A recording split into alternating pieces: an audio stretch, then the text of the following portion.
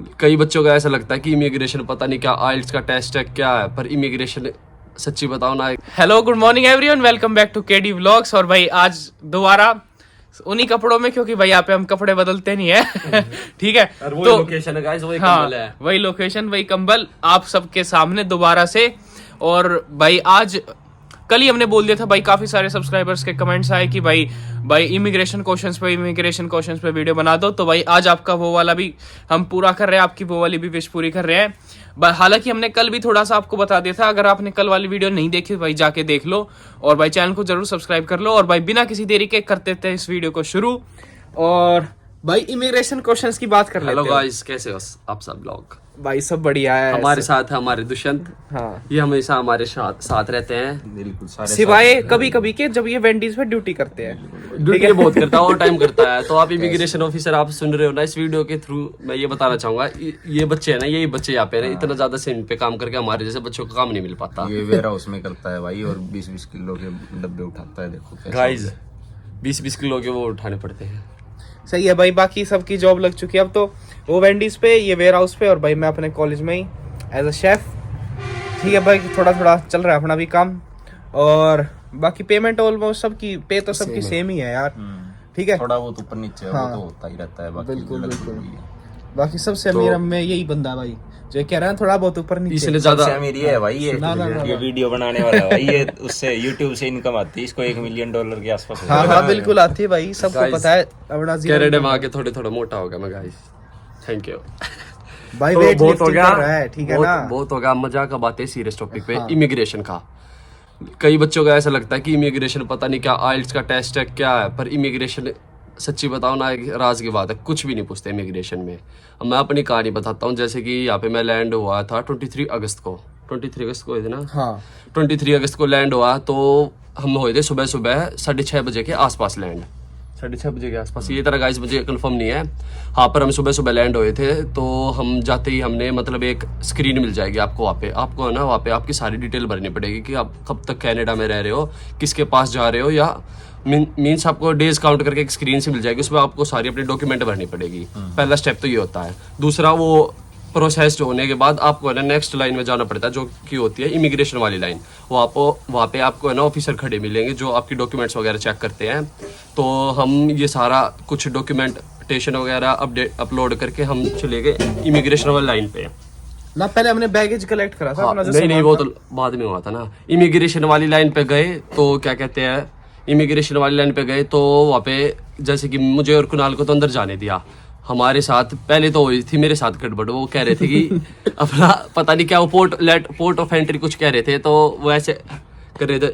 तो गाइस जैसे कि फिर वो ऐसे करके पूछ रहे थे कि अपना लेटर ऑफ एंट्री दिखाओ, मींस पोर्ट ऑफ एंट्री भी कहते उसे। तो क्या कहते हैं, वो ऐसे हाथ कर रहा था ऑफिसर, तो मैंने उसे हेलो मिला रही थी। मेरे साथ ये इंसिडेंट हुआ था पर कुछ इन्हें ज्यादा इशू नहीं हुआ, तो उसने मैं अंदर जाने दिया। तो फिर कुणाल भी अंदर आ गया। तो तीसरी बार मेरे ख्याल से लक्ष्य से उसने ऐसे पूछा कि आपके बैग में क्या क्या है।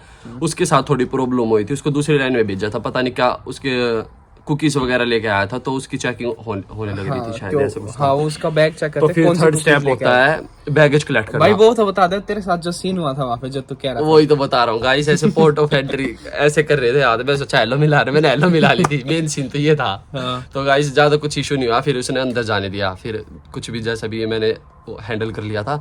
तो हाँ, एक और गाइस, जब भी आप अपने बैग लेके आओ ना, उस पे चाहिए तो मीन्स कुछ भी कपड़े से टाई कर लेना, जो आपको ना सारे बैगों में ये पता चल जाए कि आपका बैग है। क्योंकि ना बहुत सारे आपके जैसे बैग मिलेंगे, बिल्कुल सेम टू सेम, बिल्कुल कॉपी मिलेंगे आपको। तो आप है ना टाई कर लेना, उससे आप है ना अपने बैगेज जल्दी कलेक्ट कर सकते हो। बैगेज एक कार्ट मिलेगी, उस पर रख के अपना साइड में एक वॉल होती है, वो ऐसे कह देंगे इमिग्रेशन ऑफिसर कि इस वॉल के पीछे आप अपने बैग खड़े कर दो, आप मीन सारी चीज़ कलेक्ट करके।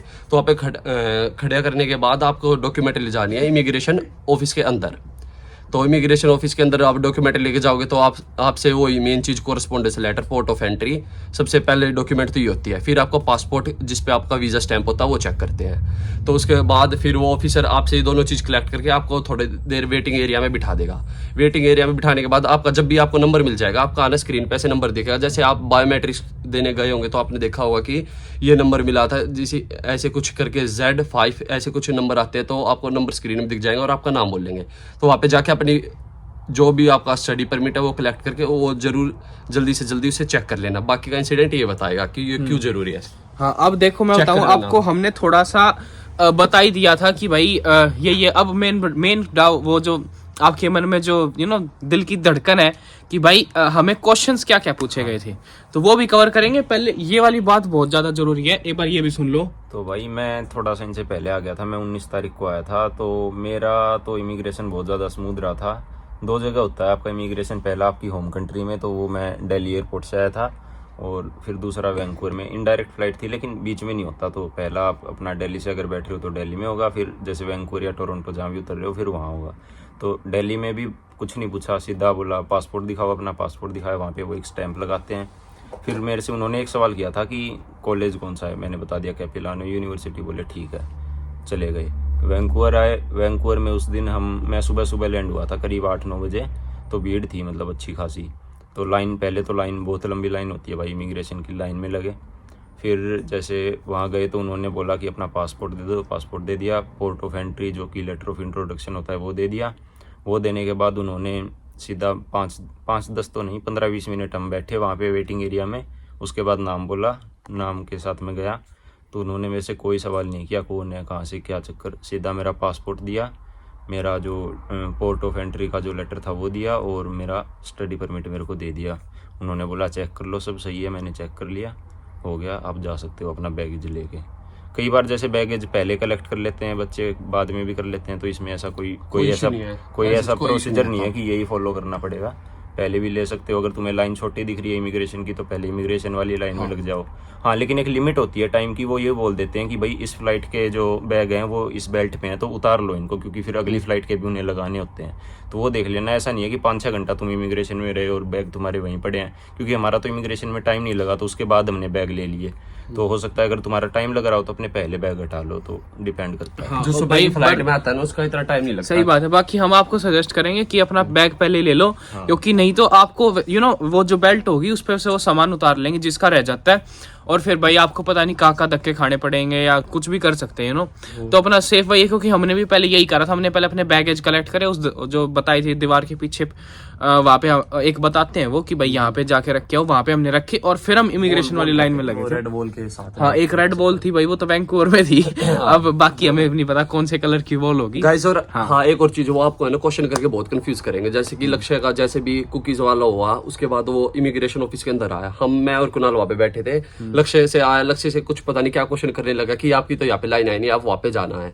तो इस तरह से आपको कंफ्यूज करेंगे, तो आप उनको सिर्फ ये जवाब देना कि मुझे यहीं पे आना है, देखो ये मेरा सारी चीज है। तो उसने लक्ष्य को भी अंदर आने दिया था, तो कोई इशू नहीं होता। तो मतलब आप उनको ना जो भी वो बोलते बिल्कुल ध्यान से सुन के बिल्कुल अच्छे से आंसर देना, बिल्कुल, और कॉन्फिडेंट रहना है हमेशा। एक चीज ये है कि वो हेल्पिंग नेचर के होते हैं। तो अगर तुम्हें कोई दिक्कत आ रही है, फॉर एग्जांपल तुम्हारा कोई डॉक्यूमेंट है और तुम प्रिंट कराना भूल गए, तुम्हारा फोन में ही है, वैसे तो वो कहते हैं कि प्रिंट ही जैसे चलता है। लेकिन अगर अब मान लो है नहीं तुम्हारे पास, तो तुम क्या करोगे? तो वहाँ पे घबराने की जरूरत नहीं है, उनको बता दो कि ऐसा ऐसा हो गया सर, और मेरे पास ये मेरा फोन में ही है, अब मैं क्या कर सकता हूँ, तो वो काम चला लेंगे। तो मतलब ऐसे हेल्पिंग नेचर के बढ़िया लोग होते हैं, ऐसे कोई दिक्कत नहीं है। उल्टा सीधा तुम बोलोगे तो वो तुम्हें दिक्कत कर सकते हैं, फिर और 20 सवाल पूछेंगे, टाइम ज्यादा लेंगे, तुम फ्रस्ट्रेट होगे, वो भी होंगे। गाइस, इस इंसिडेंट से मुझे एक चीज याद आई, मेरा फोन वहीं पे रह गया था। तो उन्होंने मेरी बहुत हेल्प की थी। मेरा जहाँ पे स्क्रीन थी ना, वहाँ पे जो पहले फर्स्ट स्टेप मैंने बताया था कि डॉक्यूमेंट वगैरह अपलोड करनी पड़ती है, कि कब कितने साल तक आप यहाँ पे रहोगे, कितने दिन तक, उसमें नंबर ऑफ डेज लिखने पड़ते हैं। हमने पहले एक बाइक कैलकुलेटर से बहुत बुरा काम था। मैंने वो चीज इंडिया से ही कर ली थी, क्योंकि मेरे को किसी ने बताया था वहाँ पे मंथ ऐसे नहीं लिखते कि 24 महीने के लिए रह रहे हो, 2 साल के।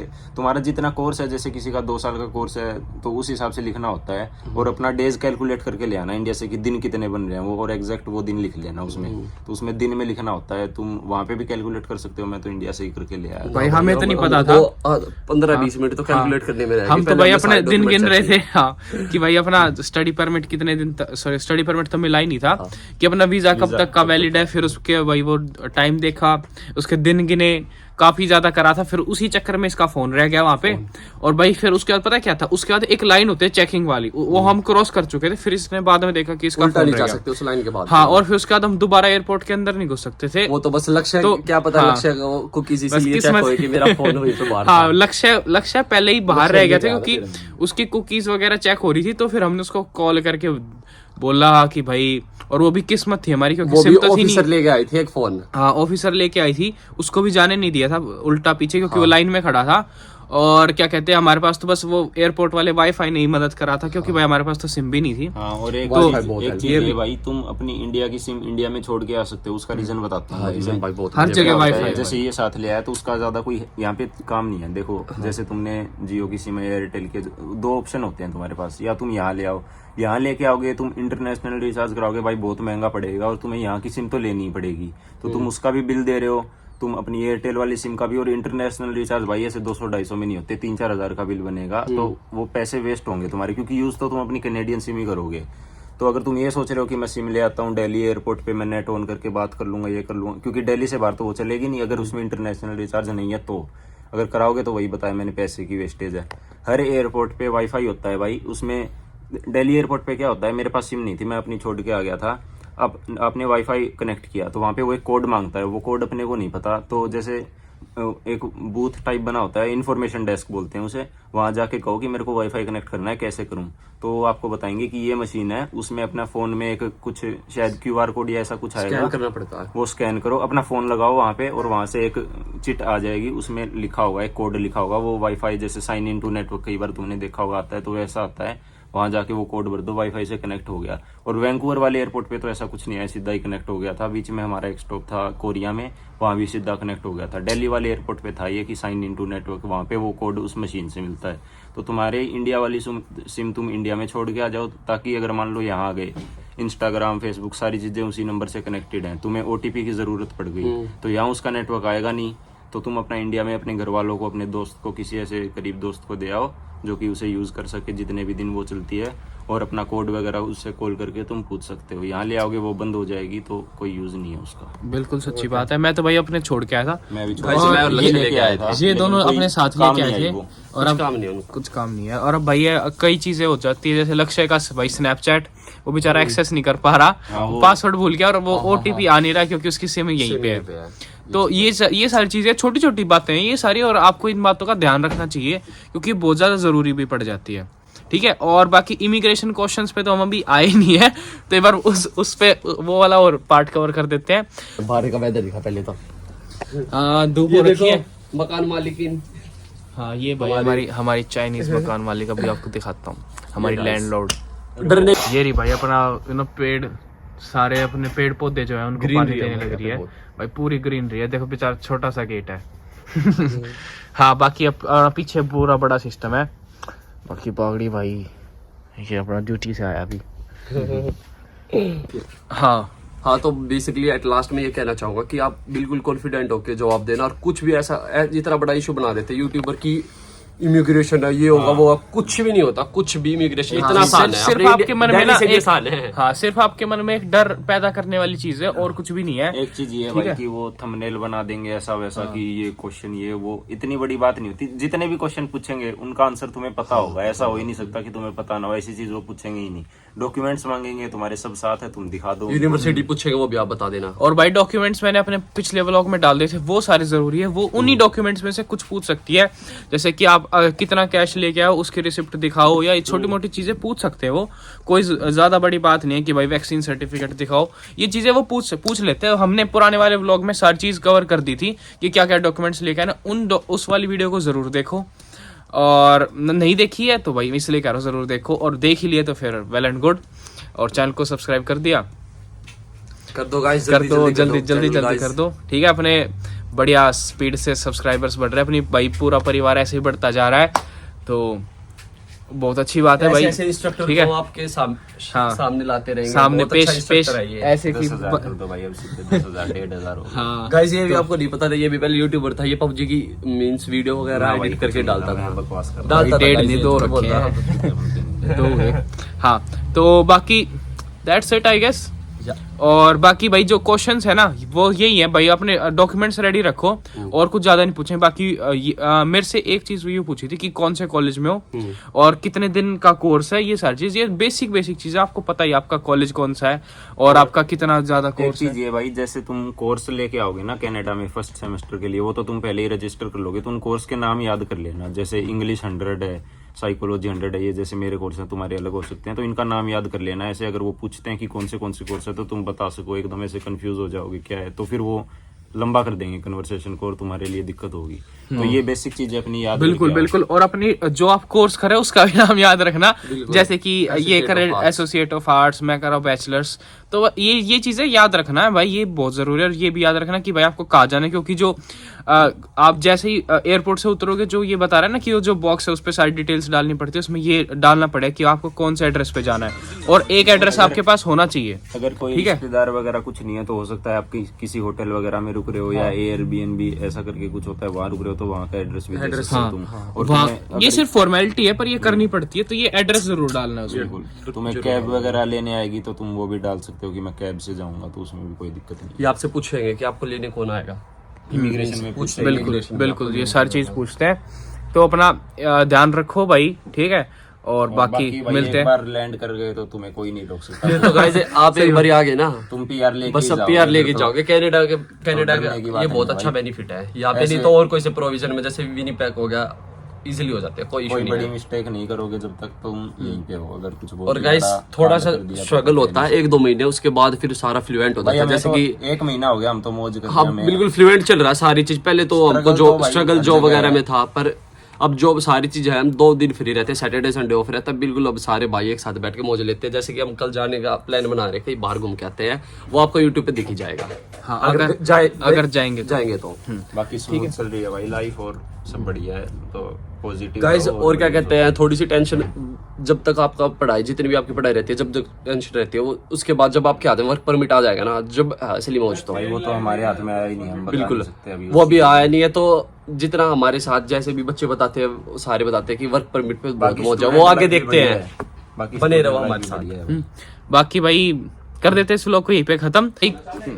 मिलते हैं नेक्स्ट वीडियो में, कल ही मिलेंगे, ठीक है। अपने डेली व्लॉग्स आ रहे हैं, तो भाई बाय बाय और see you in the next vlog. और भाई चैनल को जरूर सब्सक्राइब कर लेना।